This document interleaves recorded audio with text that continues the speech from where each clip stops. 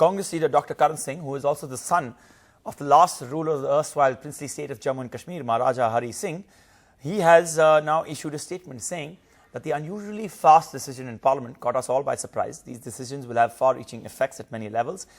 He also said leaders of Kashmir parties should be released as soon as possible and that J&K must attain full statehood as soon as possible. Sunil back with us. Sunil, again, what Dr. Karan Singh says is basically making headlines, but in essence, how does it move what the Prime Minister has to decide on Kashmir? How does it change any of that? Because even what he's saying is in a sense reflective of how the Parliament had an overwhelming majority and agreed with this step of the government.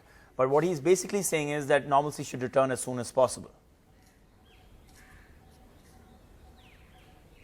Well, I think the most operative part, Amitoj, is also slightly missed out in that entire statement, and that is about political dialogue, about release of state leaders that are taking place. The fact that they should not be perceived as anti-national.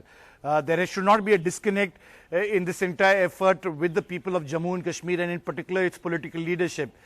Parties like the PDP as well as the National Conference have a historic relationship and have fought the bullet for a time immemorial and have deep grassroots with the people of Kashmir apart from the separatists, and that is what he's stressing upon should continue as a dialogue process. Of course, he's welcomed the decision of making Ladakh a union territory, but very clearly amplified the need for the state of Jammu and Kashmir to be made a state. And to be recognized as a state and not be kept as a union territory, which everybody realizes somewhere down the line isn't clearly a step that should be taken, shouldn't have been taken in the first place. But nevertheless, they wanted some kind of control at this stage, and that's the reason for why they kept it as a union territory. So having said that, he's quite an important leader of Jammu and Kashmir.